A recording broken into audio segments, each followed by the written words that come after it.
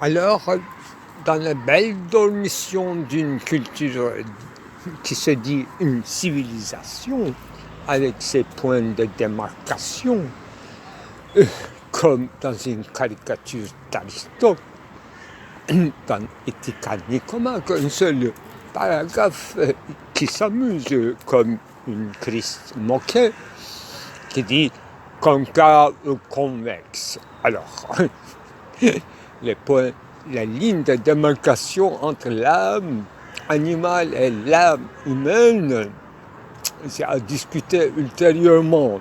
On va l'élaborer dans nos ouvrages ultérieurs, note en bas des pages, si on le croit. Ça n'existe jamais. Les promesses durent plus de 2000 ans. Et puis, tout à coup, il n'y a plus d'âme, ni à proprement parler une corporalité. Tout est devenu incorporel, éthéré, mais l'image, pour devenir un tableau successif, narratif d'emblée, mais invisible, sa narration, parce que c'est figé comme une musique sur une surface à plusieurs couches, comme les couches géologiques. C'est la génésis de notre Terre, globe terrestre, d'emblée, naissance. Naissance de quoi? De l'âme. Mais de quelle âme? Animaux. Les animaux, ils existent avant nous, mais nous parlons d'éros, naissance de l'éros, qui est d'emblée représenté et narré avant la naissance de la philosophie dans la mythologie de cette nation nommée encore grecque, avec les points de démarcation.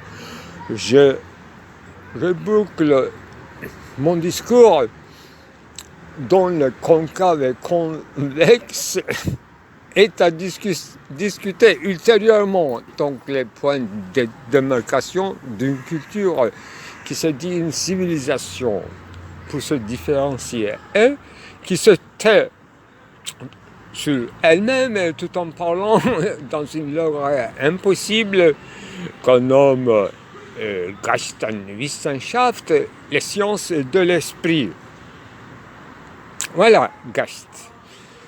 Alors, naissance d'un Geist, d'un certain éther, d'une manière narrative, c'est-à-dire avec le moyen de bricolage de père et une supposée maternité, c'est-à-dire une couche de lierre, et une certaine retention d'un germe et son développement et son jaillissement, bien sûr. Le tableau est prêt. Le tableau est prêt, mais avec le dépôt de couleurs ou de coups de pinceau successifs. Donc le tableau, à fur et à mesure qu'il se dévoile ou qui devient figure, en se busillant, les premières jets. Les premières jets, c'est important. Et même le couche, c'est-à-dire, si vous voulez, entre nous, un bilan d'immanence qu'on appelle une toile préparée par l'auteur même, non pas acheté une toile fabriquée en série, non. Une préparation comme préparatif. Donc, il s'agit toute une science d'alchimie et une certaine, bien sûr, séduction qui se nomme Héphaïstos, Vulcanos, donc une chimie.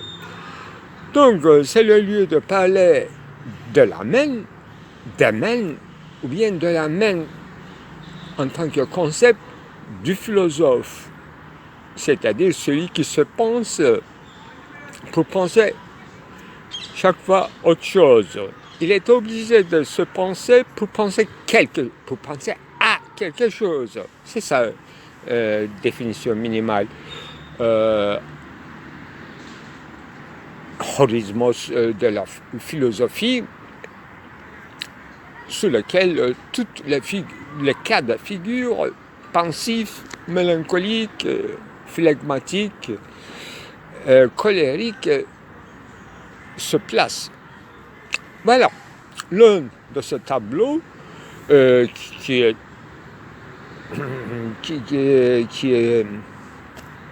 comment on dit, candidat d'être appelé, attitré, même sans titre, la naissance d'Eros. Tout simplement, histoire. Il y a une légende que tout le monde connaît. L'Eros est né d'une certaine cuisse gauche ou droite de Zeus. Lui-même, il est né de quelqu'un, sûrement de Gaïa, de Uranus. Très bien, la scène est complète. Il y a la Terre, le ciel, Uranus, Gaïa, un autre petit jeune adolescent Zeus, on voit parce que dans le premier coup de pinceau, la jeunesse. Déjà crucifié, c'est-à-dire sacrifié au sens de s'adonner, et c'est adonner une donation originaire qu'on nomme figure, qu'on nomme en figure Zeus.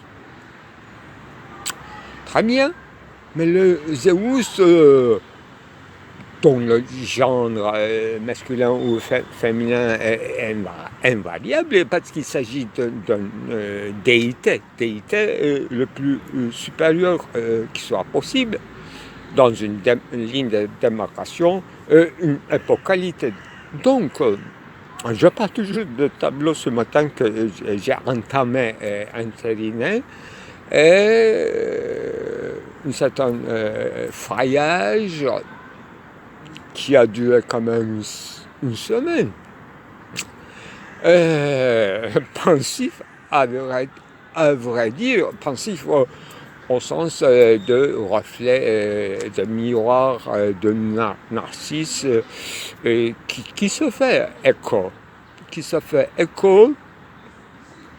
justement en se divisant. Donc naissance, enfantement, c'est une schise, c'est-à-dire une division de l'un pour en devenir deux ou plusieurs. Comme les étapes de tableau figées de l'absolu, de l'essence même, se fait en succession, en permanence dans le temps, mais dans une laps de temps, et donc dans une seule image, tout est ramassé, finalement, et conclu, commence même la fin dans la même surface, cette pauvre surface blanche, c'est que on voit à la fois la jeunesse de Zeus, et Zeus sur son tronc, et sur ses cuisses, ou sur ses genoux, il y a quelqu'un, ou bien il y a une naissance, donc une division de autodonation de Zeus, autrement dit, interprété comme tel, ultérieurement comme Immaculée Conception, immaculée. Mais dans un peuplement, Zeus n'est pas tout seul, il n'est pas isolé, et il est peuplé. Il est peuplé d'abord par son histoire, par son préhistoire. Il est peuplé dans le premier dépôt de couleurs, Fabre, les premières, je dirais, moisissures, humidité sur une toile sèche, réceptif, prête à recevoir tout liquide, coloré ou fade, et qui absorbe toute couleur, et rajeunit, et se jaunit comme l'automne, et pour en devenir un sarcophage, un tombeau. entière, un monument finalement 2 mètres de taille. Je parle de ma toile à moi que j'ai bien préparée avec les préparates botaniques. Et donc, pigments ne sont pas stables et tout est expérimenté dans une chimie de peindre. C'est-à-dire, moi-même, je suis à la fois autographe et à la fois le produit et l'objet même du tableau au sens où tout ce qui existe dans le tableau me regarde, me concerne intimement, personnellement, dans les limites, dans les frontières, dans les points de démarcation de ma culture qui se dit une certaine civilisation et elle-même qui se démarque des autres civilisations. Et ainsi de suite, dans cette successivité, dans cette série d'Abstantungen superposés est devenu un tableau qui se justifie, qui rachète toute existence au sens où nous entrevoyons ses débuts et sa fin, c'est-à-dire, pour aller vite,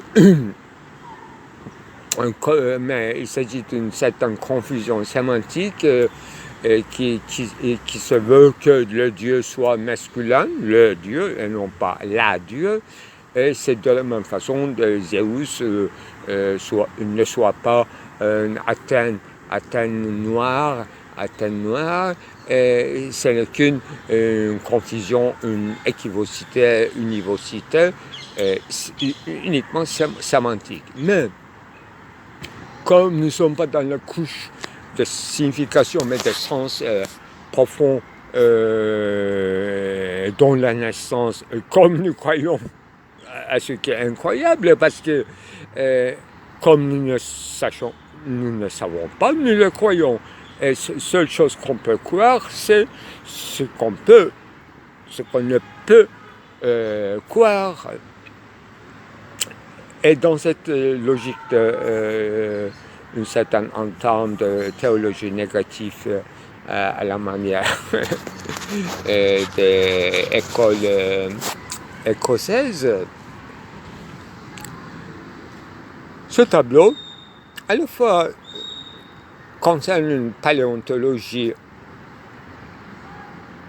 et les premières peintures rupestres des cavernes, et à la fois quelque chose ultra, comment je dirais, post-humaniste, des fins du temps, là où les gens, par une confusion sémantique, le genre mâle enfante. C'est ça. Le tableau montre par une succession d'images avec une contestation de la figure de la mère qui se place d'emblée à la gauche du tableau, comme la ligne d'écriture qui commence de gauche à droite dans cette ligne de démarcation de notre culture. Et à droite, il y a un mouvement kinétique équestre avec une domination de l'animal, donc figure qui se trouve dans l'extrême droite. Et tout en mouvement kinétique, cette figure, si elle est figée, eh bien, elles n'ont pas monté sous le cheval. J'aurais bien aimé le faire monter sous le cheval dans un retournement du cheval et dans son galop ou dans son hérissement nerveux, pour rejeter l'humain de son dos. Mais non, ici la figure humaine comme gardien de la scène, donc gardien assureur de toute ligne de démarcation, d'une acceptation, d'un postulat, d'une culture, donc gardien de la cité tout simplement, qui ne s'interroge pas de la véracité de la scène ou du tableau. Il est là qui sûrement représente la figure impliquée d'un guerrier, probablement. Eh bien, tout ça, c'est pour ne pas parler de la naissance et de la chimie de la naissance et de cette alchimie qui se trouve effectivement à la fois une figure de chouette encore prête à la perception ou à la perception et un imbroglio d'un fœtus qui ramasse toute préhistoire figurative des murailles, des peintures rupestres et de ce qu'on appelle philia grecque. C'est-à-dire, il y a déjà une multitude dans cette fœtus. Il n'y a pas qu'un seul héros, mais une multitude qui se naît comme une boy, comme on dit en turc. Vous pouvez traduire facilement comme tribu, toute une tribu, toute une souche, plutôt, c'est mieux comme traduction, toute une souche, toute une ethnie, toute une race, toute une Geschlecht qui se naît. Voilà. En bref, on a pu faire la même opération dans toute sa richesse et dans sa minimalité en fable, et avec la naissance de Vénus aussi, qui est essentielle pour la figure d'Eros, et rien à faire pour Zeus. Pater. Rien à faire au sens où toute cette boy, c'est une citation vague que je n'arrive pas à me souvenir, mais ça m'impose dans des phrase de Ömer Uluç que j'ai bien sûr utilisé dans mon article sur Ömer Uluç, 25 projections boy. Voilà. Il parlait des femmes, elles sont descendues, elles se sont assises dans nos tables, toute une souche toute une souche qui se découle là. Je retrouvais la citation exacte, mais la phrase était comme ça. Mais dans quel contexte, effectivement, je ne peux pas dire. C'est une naissance. Imaginez l'apparition de la femme et l'apparition au sens de sortir de voilement. La femme dévoile et elle se mêle au festin des hommes, au festin tout simplement, au symposium, dans la table, dans laquelle bien sûr on parlait des affaires métaphysiques sûrement, ou des affaires guerrières ou des affaires politiques. Et les femmes, elles se sont mêlées, et elles sont venues à notre table, et toute une souche, hein, boy, j'ai trop dit en turc avec boy, toute une tribu, toute une race, toute une Geschlecht, si découle, dont nous sommes, c'est moi qui agite, dont nous sommes l'issue encore.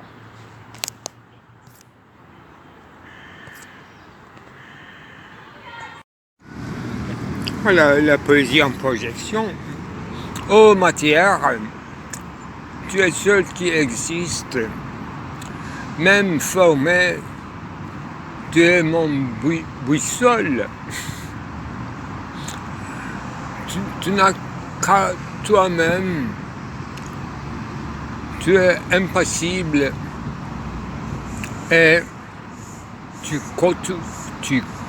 côtoies l'infini et tu l'ignores loyalement. Tu t'en moques de l'infini, tu es la matière première et matière formée par les mains de l'homme ou par une certaine secousse géologique. Tu es unique, tu es cassé, tu es fracassé. Tu t'es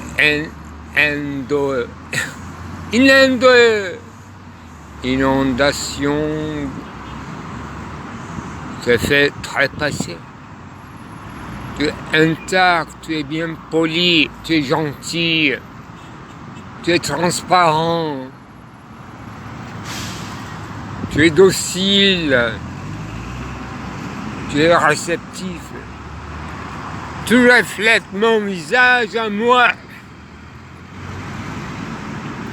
Partout où je te cherche, tu m'apparais sous un autre visage, toujours identique à elle-même, toujours changeante, la matière.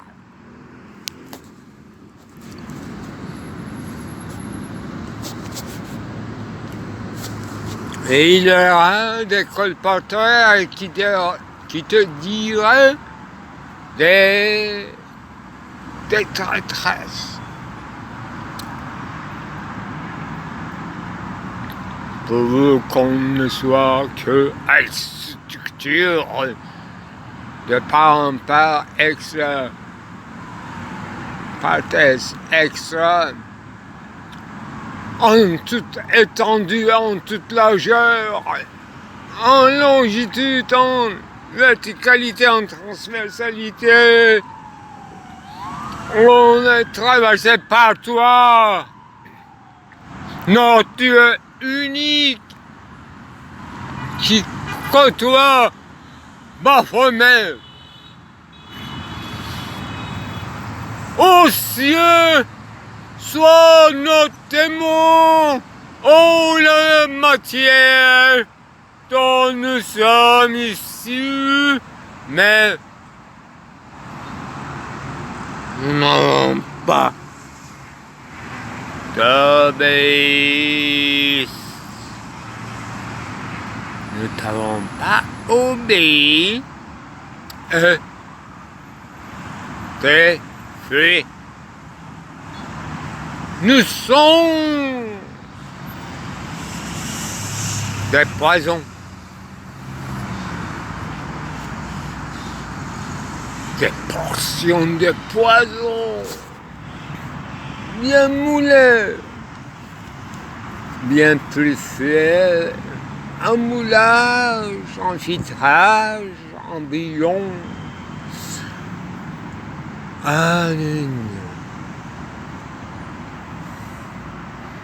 Distillation qui goûte par goutte.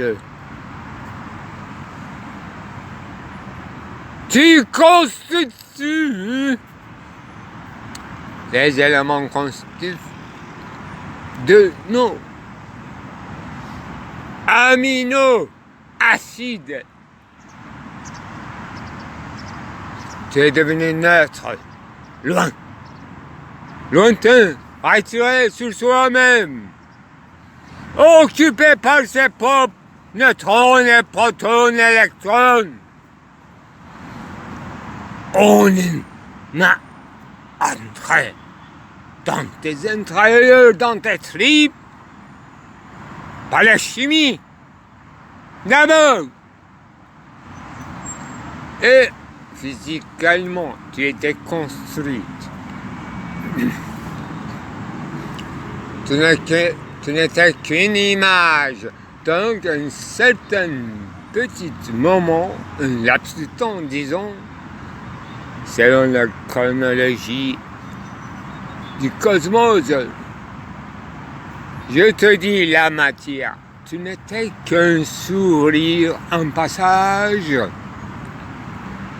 un peu flou, un chat des rues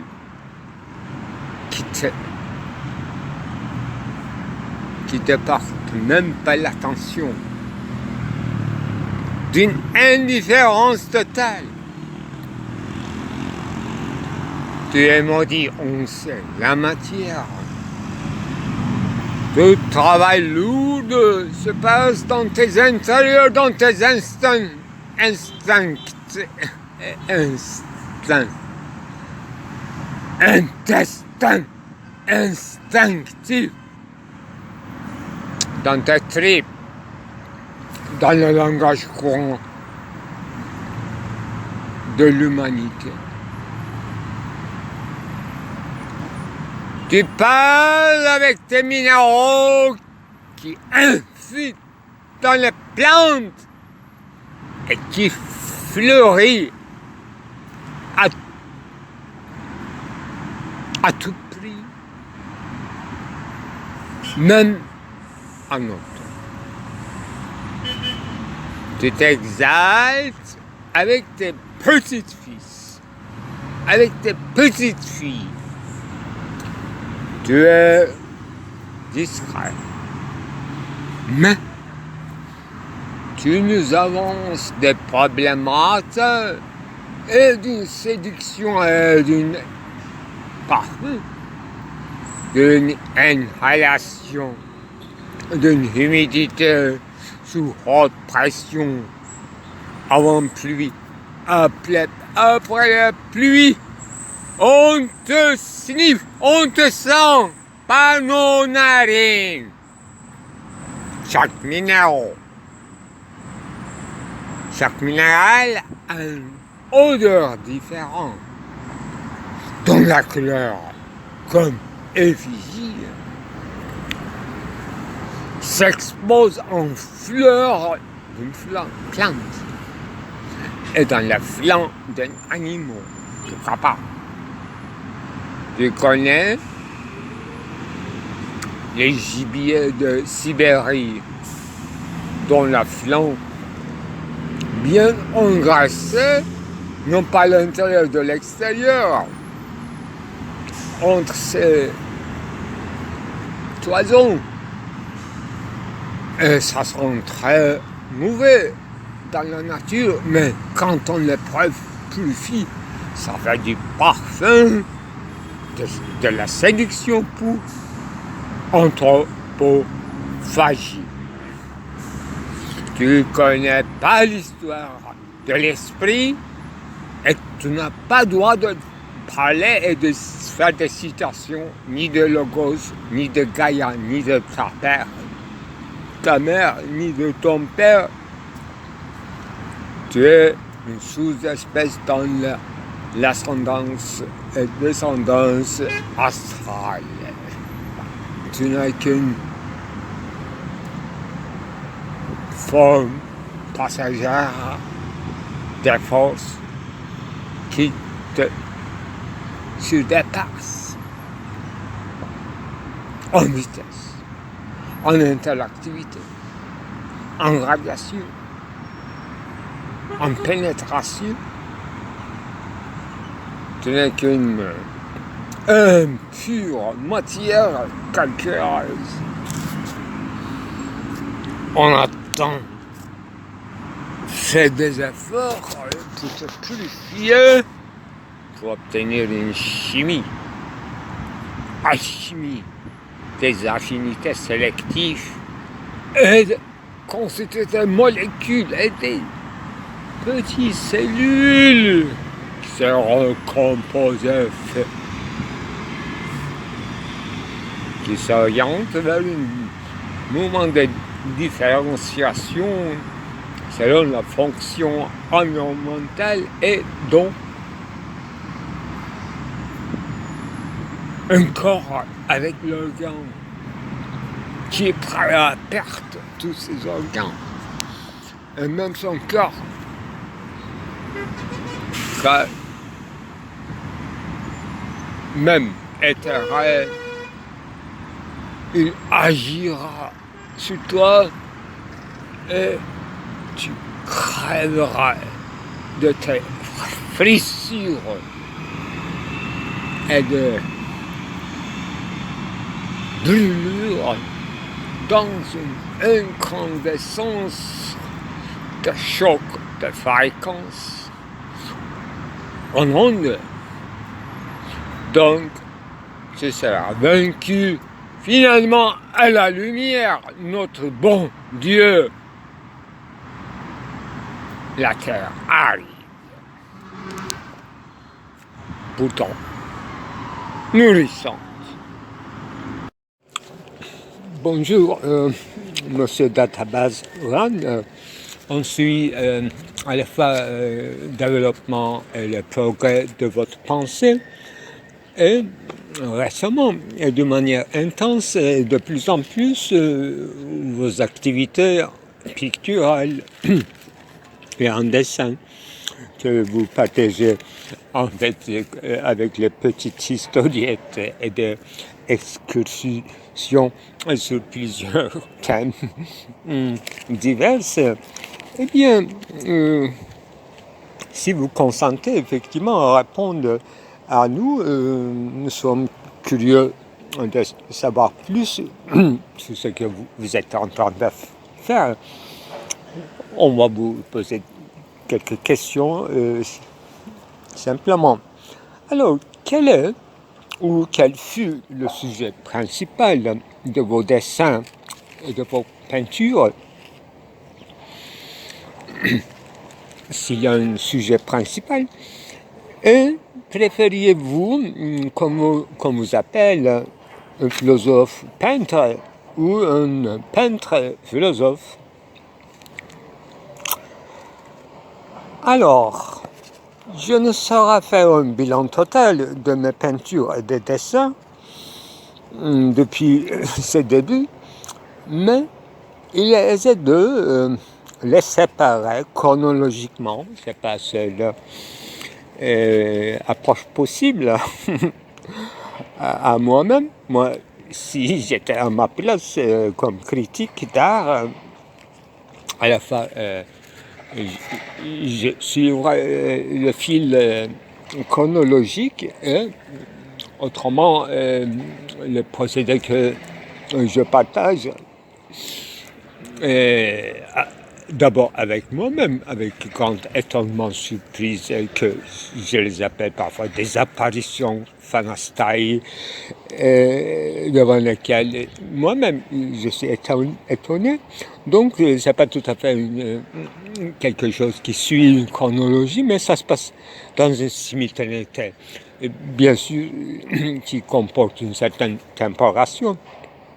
Mais on ne sait vraiment s'il s'agit véritablement d'une chronologie ou bien obéir à une certaine structure toujours déjà là et on s'en rend compte, y compris moi-même, après coup, le lendemain, et suivant un appareillage, une médiation qu'on appelle la photographie, mise à point, changement de contraste, donc ce qu'on peut appeler manipulation technique, pour voir mieux en détail, sous plusieurs aspects, sous plusieurs angles, ce que j'avais fait la veille,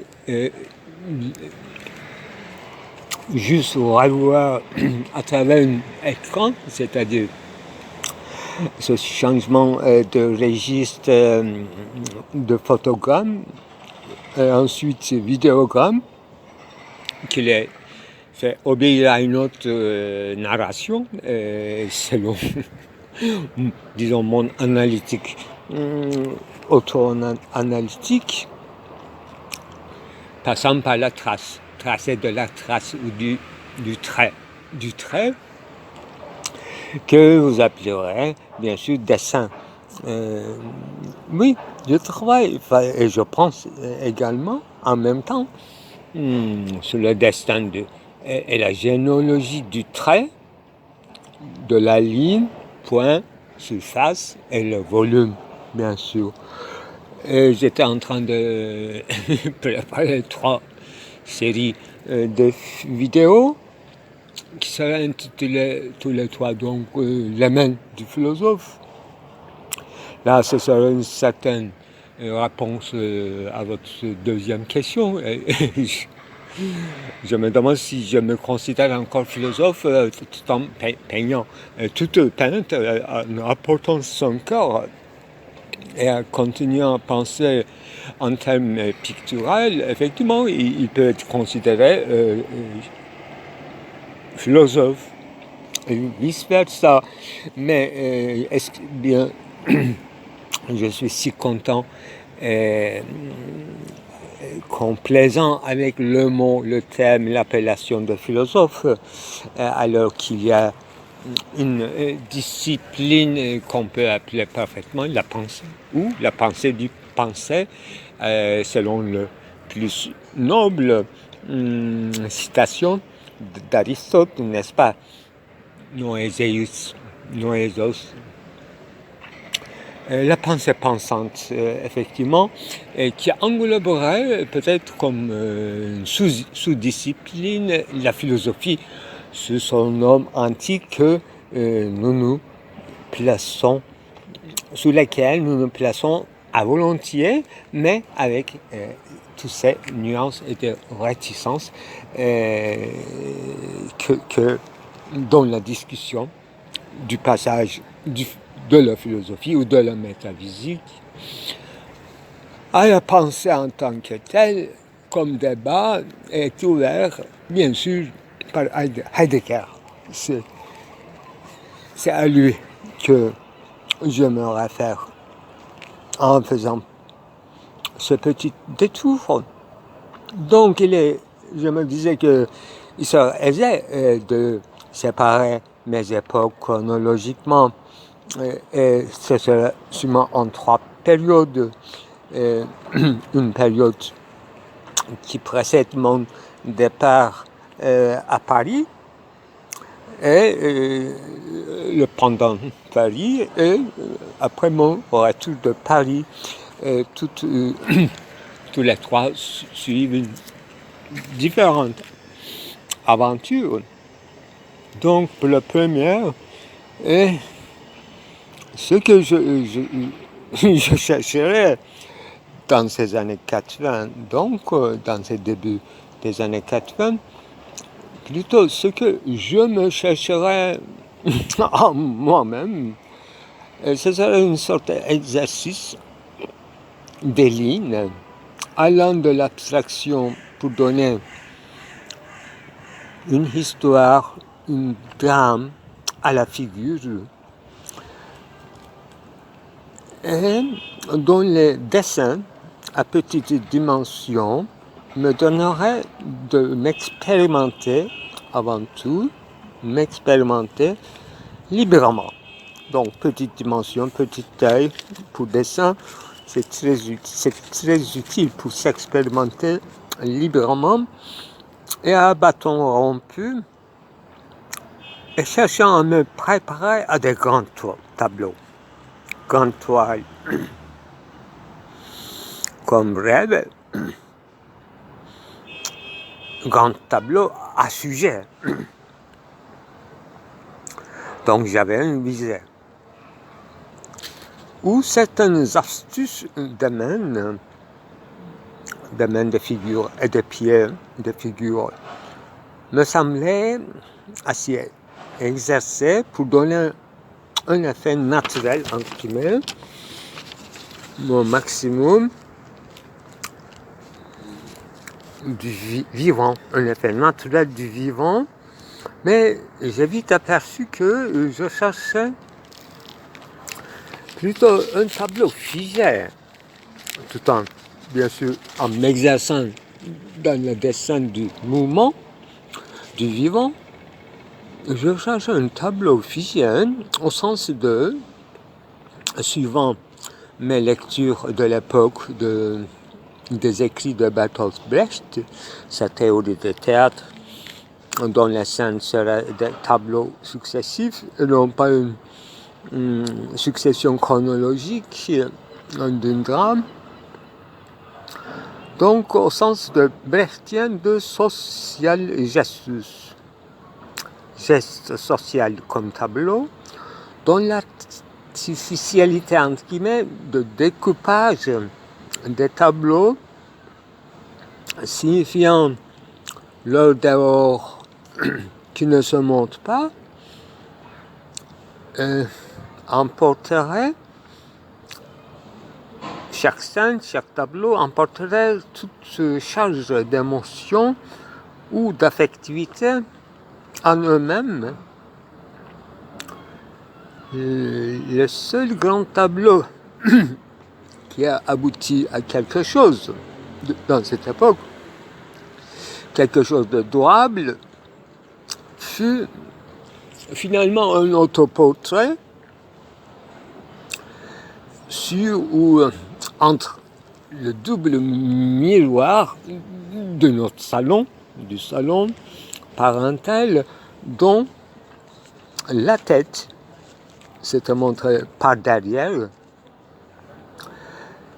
en se multipliant à travers les reflets de miroir en parallèle, un peu à la manière des portraits de René Magritte, dont je ne pouvais pas donner le titre exact du tableau de Magritte, mais un homme vu du dos, habillé,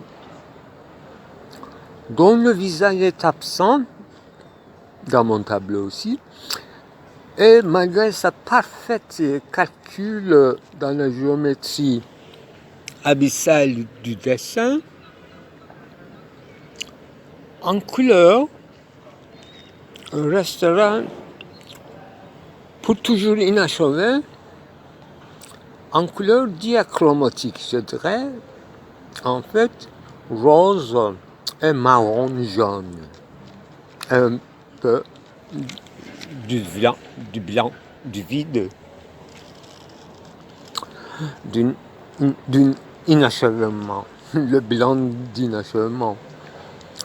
Donc reste pour toujours inachevé ce tableau, et le pire, et dont l'inachèvement fut complété par sa location, le charme de la maison parentale, qui n'a jamais quitté ce tableau et qui s'y identifiait pour toujours, pour l'éternité, jusqu'à combien de temps encore. Donc le tableau n'est jamais déplacé, et moi je le voyais par la fréquentation de mes allées et venues à la maison parentale. Et quant à Paris, pour aller vite, j'ai repris à dessiner, à peindre, lentement et sûrement, avec la fréquentation des expositions et des musées, ma passion inachevée, qui était peindre, était devenue, avant de rédaction de la thèse de mon doctorat, devenu une sorte d'acharnement préparant, moi-même préparant tout pour achever un tableau, le toile, les couleurs, malgré la petitesse de mon logis, avec les tableaux, donc de plus en plus de grande taille, pas énormément comme ce dernier, les deux derniers actuels. Et tous ces tableaux de Paris étaient accrochés avec une certaine fierté de solitude domestique, comme confiné ou en confin ou en écrin sur le mur de ma chambre de bonne, et qui est vite devenue, cette chambre, une sorte de chapelle de Sixtine. Voilà. Et d'abord par la taille des peintures et d'autre part par la petitesse de la chambre, c'était une sorte de chapelle, un lieu sacré. Donc j'avais pris quelques notes en ce qui concerne cette approche chronologique simultanée, mais vous connaissez déjà à partir de mes vidéos, et je lis cette note. Je redeviens par le mystérieux procédé à penser et peindre par l'abstrait. Donc d'abord je pense l'abstrait comme chose à penser et comme statut ontologique, mais en vue d'une certaine figurabilité, je souligne. L'abstrait, donc penser l'abstrait me sert à penser la figure en ce qui met, ou le tableau dans sa compossibilité. Compossibilité des lieux, des temps et des gestures, etc., des figures qui se figurera sur le tableau, soit des figures centrales ou principales, comme vous dites. C'est pas la figure qui sera centrale ou je n'ai pas des sujets principaux, mais j'ai un procédé qui est devenu principal par un certain acharnement qui s'est imposé. Et peut-être c'était toujours cela, parce qu'avant de commencer un grand tableau, la plupart des peintres font des esquisses, non spécialement dessinés pour ce tableau, mais ces dessins en parallèle servent toujours à quelque chose, à se figurer ou à se concrétiser. Donc, ces figures qui deviennent principaux par leur propre imposition, auto-imposition. Et c'est dans ce moment d'abstraction, ce qui est déterminant, contrairement à ce qu'on peut penser, c'est pas la ligne finalement. La ligne, dans la ligne, je suis très rapide, je peux faire une passe-partout en esquisse très vite. Mais quand il s'agit de travailler avec la peine, avec la couleur, c'est la couleur qui prend cette fois-ci, d'une certaine façon, la fonction du trait, de la ligne. Et je résumerai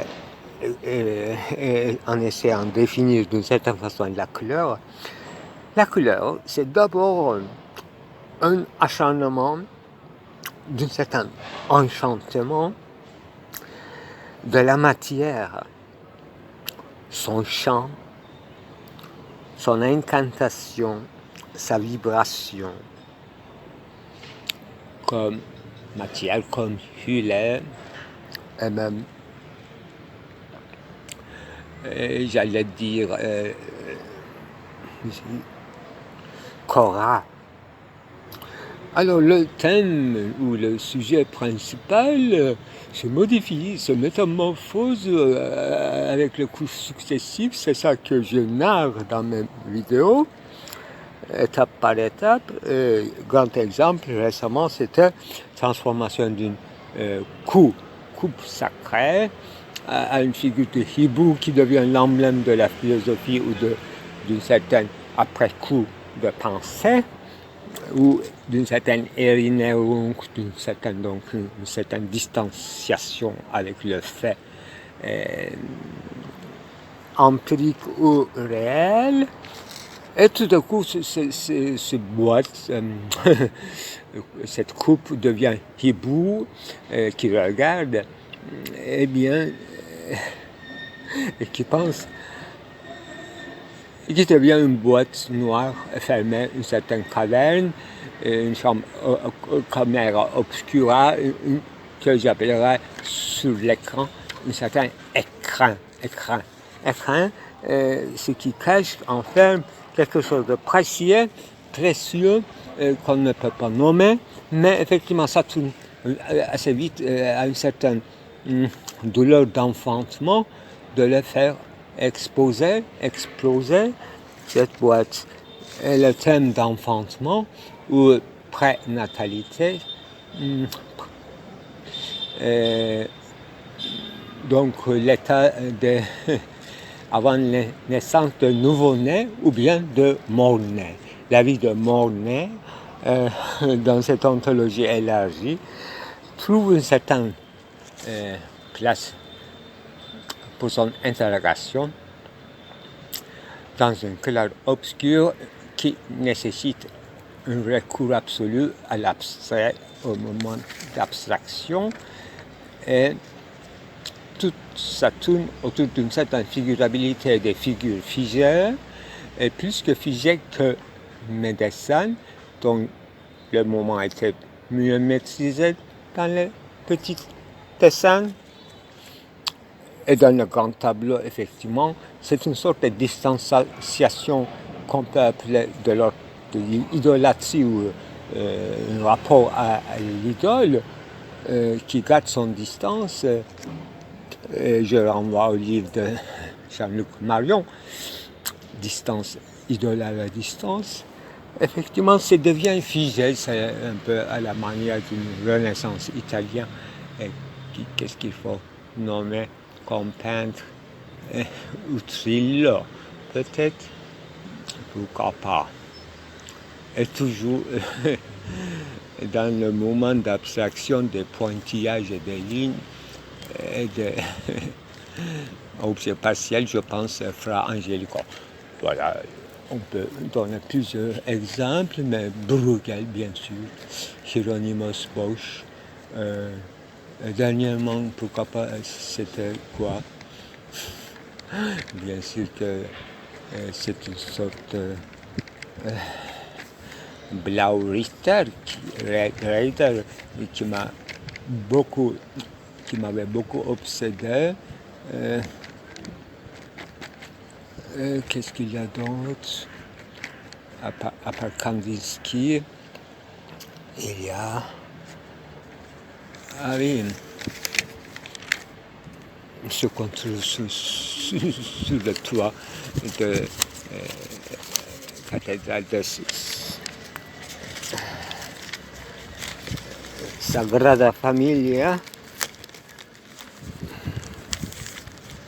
Eh oui, une grande interprétation du peintre allemand en ce qui concerne carré magique. Vous voyez? Des choses comme ça, les chiffres, des lettres, des sigles, et une certaine bestiaire qui s'impose, qui est de l'ordre encore d'éclater, exploser une certaine chronologie, et malgré toute cette ère figée, toute cette petite divinité ou de pré-divinité ou ex-divinité, c'est l'ordre de bestiaire. Pourquoi pas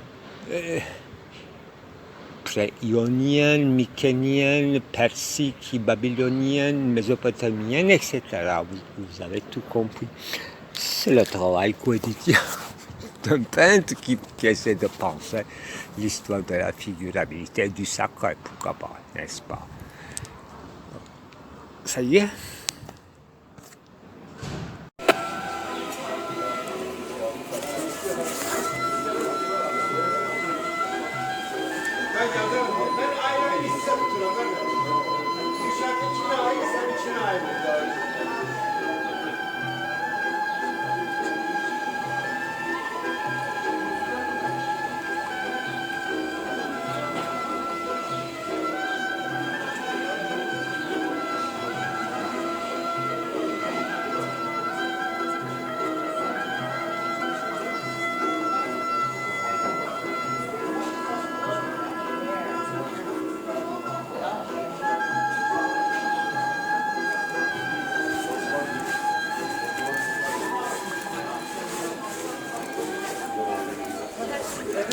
C'est du Samatya pur sang.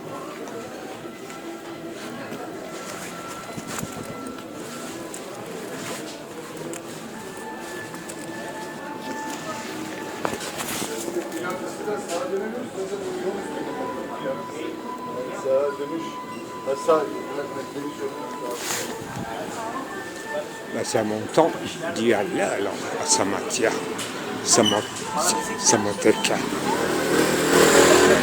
Samoyed, palais en Samoyed.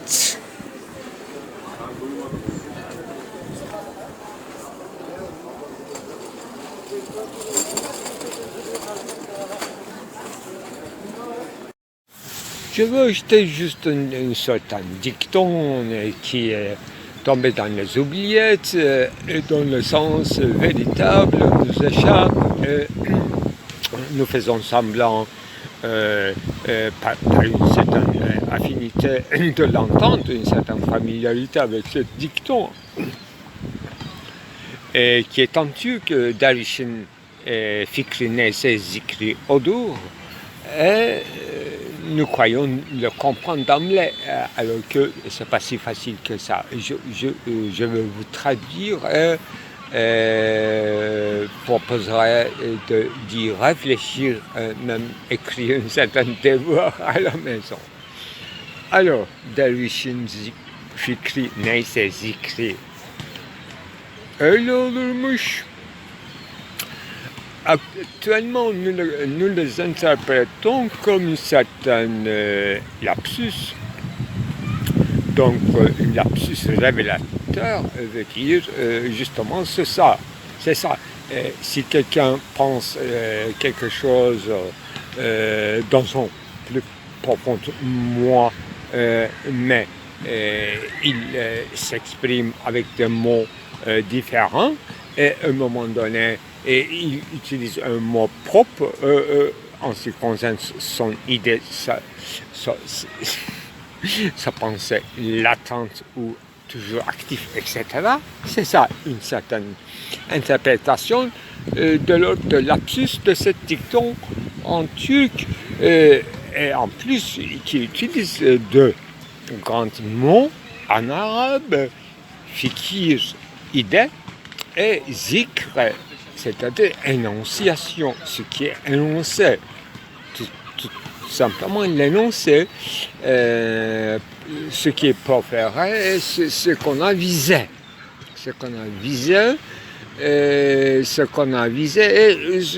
et vite. Là, je n'expliquerai pas plus, sinon ce ne serait pas un devoir à travailler. Mais j'essaie de traduire. D'abord, Derviş, c'est pas philosophe, c'est quelqu'un comme une sorte de moi qui s'est consacré à des affaires d'autre monde, outre-monde, à l'au-delà.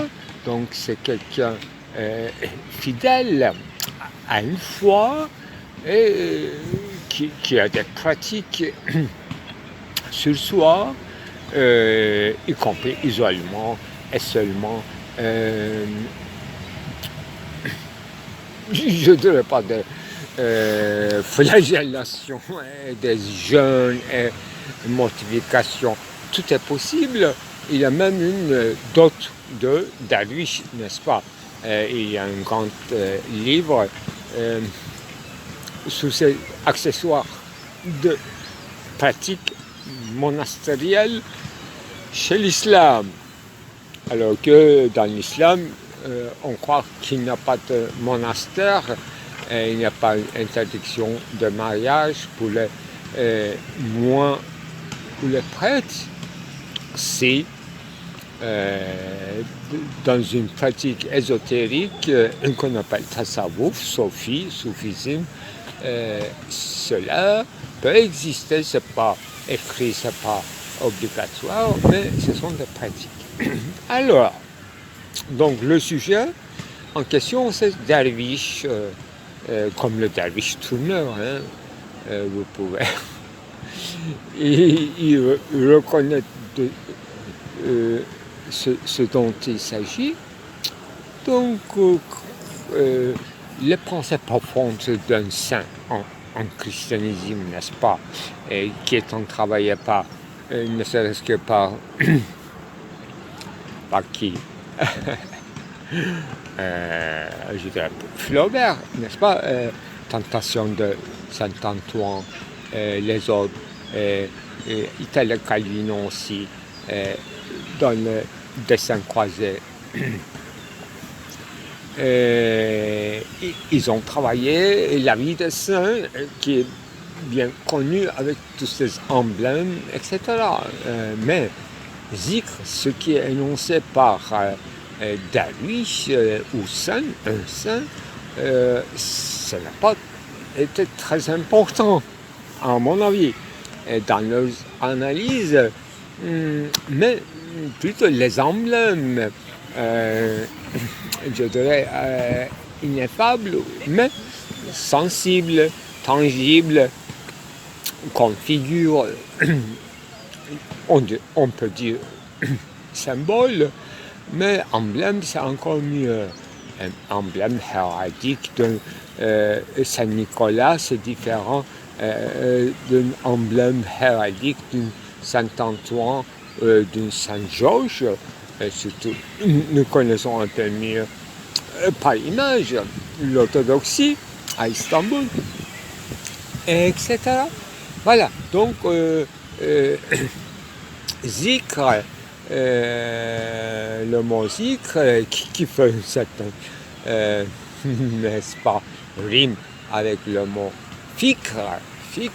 L'idée est énoncée dont il est question. Donc cette dichotomie ou bien cette concordance dissymétrique ne peut pas être réduite à un simple lapsus. C'est beaucoup plus compliqué, je dirais. Surtout en peinture, dans la représentation de tant de saints qu'on a vu. Moi, j'ai vu en Espagne, comme les cartes de tarot, les vitraux fantastiques qui représentent justement les saints, ou bien les évangélistes Lucas, Marc. Mais ce qui m'intéresserait par leurs actions, c'est plutôt Saint-Georges. Pourquoi pas Saint-Antoine, qui est bien travaillé par la littérature, donc tentation, question de tentation, quel rapport avec l'énoncé? Une tentation ne se dit pas. Un lapsus, c'est quelque chose anodin, c'est-à-dire il n'y a pas quelque chose d'exceptionnel. On est perpétuellement dans un langage chiffré. C'est ça. Lapsus n'est pas révélateur. Tout ce qui n'est pas lapsus est déjà déformé. Donc, par cette déformation, même que révélation se poursuit, je dirais. Voilà, mon idée, c'est beaucoup plus compliqué. Il faut remplacer les théories pour comprendre vraiment de quoi il vit un saint, de quoi et en quoi épuise sa force un derviche, tourneur ou pas, c'est peu important. C'est seulement le Mevlévite qui tourne. Il y a des autres dont leurs emblèmes anti-mail, donc leurs pratiques sont différentes. Qu'en est-il de ces pratiques? quel rapport avec le sensible production dans, dans les méandres qui échappent à ceux qui le pratiquent comme l'acte de peindre. D'où le contexte, d'où l'incendie de ce fragment enregistré, d'où aussi la cognoscendi de tout ce qui reste comme peinture. Voilà. Interprétation moderne qui se croit intelligent, beaucoup moins intelligent qu'une interprétation à partir de l'intérieur d'une pratique qui se fait, qui se porte, soit salut, en voie de salut, soit du bonheur, ou bien sauver les jours. C'est la chose la plus importante, sauver les jours. Avant toute salut final, un jour. Acheter, racheter, payer, salarié, payer le salaire, travail, d'où la pratique monastérielle et d'où la pratique d'Ali. C'est-à-dire effectuation Wirklichkeit, qui n'a pas un travail au sens anodin du terme, ni l'état de production d'un produit. Donc là où la vie théorétique, ou bien la vie spirituelle, disons, et la vie pratique, vita activa, se superpose au sens où se s'entrelacent, de manière dont le code nous échappe aujourd'hui. Et même, je crois, auparavant aussi, ça échappait à tout le monde. Mais on connaissait quand même, et on schématisait un chemin d'initiation par étapes, on formalisait avec les normes qui va jusqu'à 5 ou 7. Vous voyez, la révélation n'est pas quelque chose donné, la révélation continue, au sens où on travaille. De quelle sorte on travaille? On se prépare plutôt. Bon, je vais fermer, non pas le sujet, mais l'appareil.